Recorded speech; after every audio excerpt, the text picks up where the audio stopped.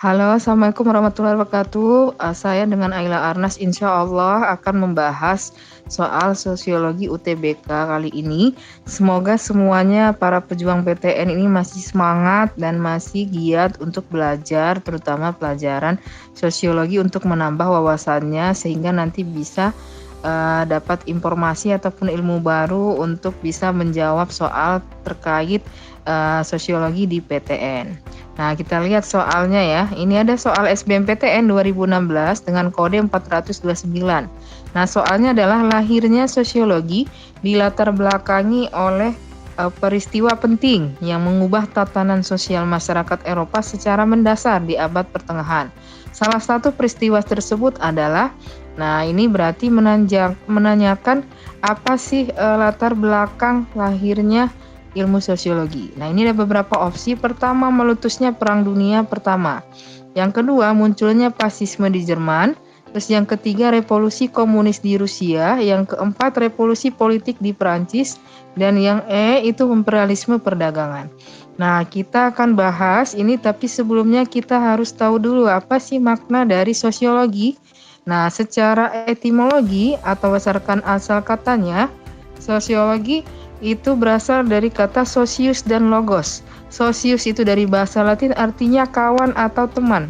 Sedangkan logos itu dari bahasa Yunani artinya ilmu. Dengan begitu kita bisa simpulkan ilmu sosiologi adalah ilmu mencari kawan.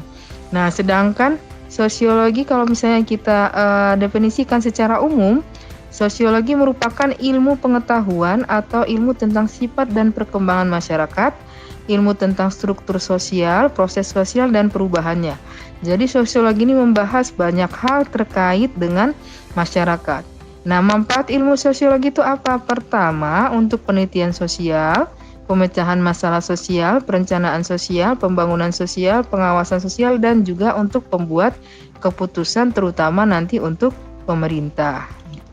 Nah, objek kajian sosiologi itu apa? Masyarakat. Nah, itu terkait dengan hubungan antar manusia dan proses yang terjadi dalam hubungan tersebut. Nah, kajian sosiologi ini ada kategori tertentu ya, misalnya berdasarkan kekayaan, waktu, pendidikan, dan perubahan sosial.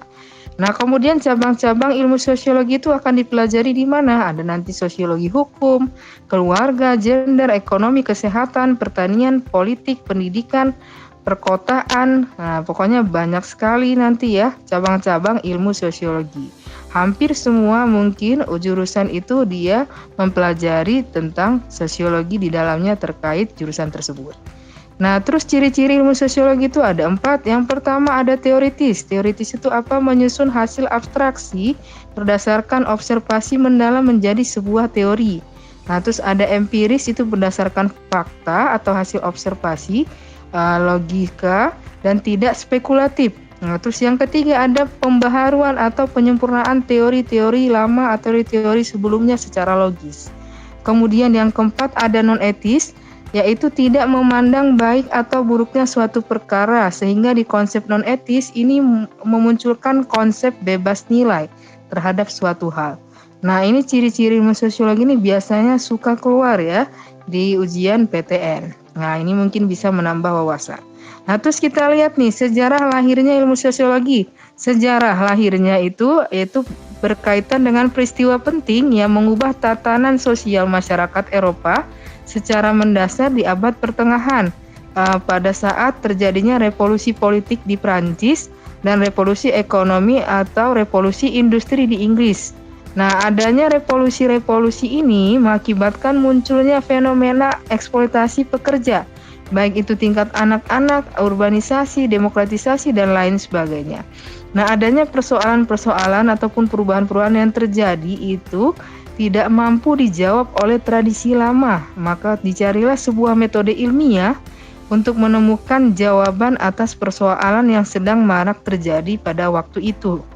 Kemudian, dari situlah muncul ilmu sosiologi untuk membahas persoalan yang lagi bergejolak di masyarakat sebagai ilmu pengetahuan. Nah, rentetan revolusi yang dipicu oleh revolusi Prancis itu pada tahun 1789 sampai berlanjut ke abad 19 itu faktor langsung munculnya ilmu sosiologi. Jadi bisa dikatakan Kalau di sini faktor utama lahirnya ilmu sosiologi adalah karena adanya faktor dari munculnya revolusi politik di Prancis.